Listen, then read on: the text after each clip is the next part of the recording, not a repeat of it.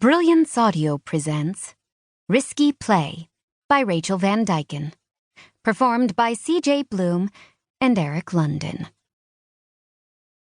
Mackenzie Dupont. Alton drew out my name like it was part of me, the most important part. My gut twisted as he held my hands between his, squeezing my fingers so tightly they lost feeling. All before he leaned over my hand and whispered, "I can't do this." A sense of foreboding trickled down my spine. I swayed on my feet. It was wrong, the way he said my name like I was a thing and not a person. The way he looked at me like I was a stranger. Blood rushed to my face as a choking sensation wrapped around my neck until I was afraid something was going to pop. I must have heard him wrong. My head began pounding as whispers of outrage floated around the winery.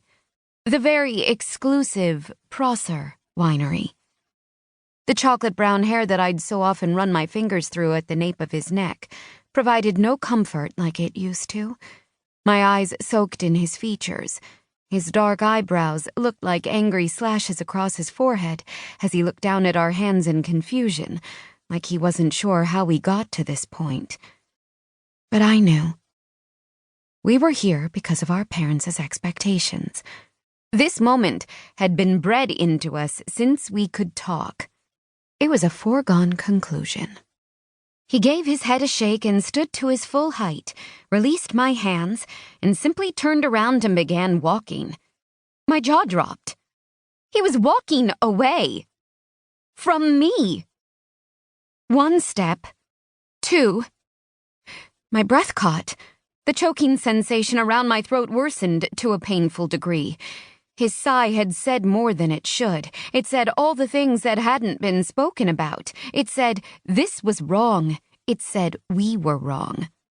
My eyes filled with tears as my bridesmaids huddled around me in a flurry of swear words and cryptic comments like I knew he would do this. Guests stood. Dad started yelling obscenities. His groomsman Jagger ran after him, most likely to punch him, then talk some sense into what used to be his close friend. But I was frozen. Because I had done this to myself. We'd done it to ourselves. Partners. We were supposed to be partners. And even though I hadn't loved him the way I knew I should, it still felt right. Didn't it? My bouquet seemed to fall apart in slow motion as it hit the floor. The petals scattered around my perfectly pink pedicured feet, and I wondered if this was the ending I deserved after doing everything right, after being the perfect daughter, perfect student, perfect fiancé. I started walking along the same aisle I'd just marched down seconds earlier with a bright smile and a wink in Alton's direction. I squeezed my eyes shut as my feet carried me farther away from the beckoning calls of my parents and the people that called themselves my friends. I knew the truth, though. Alton had been my best friend, my only friend, my one ally within the circle of people who wanted me only for my name, for my money. Friends? Now I had none.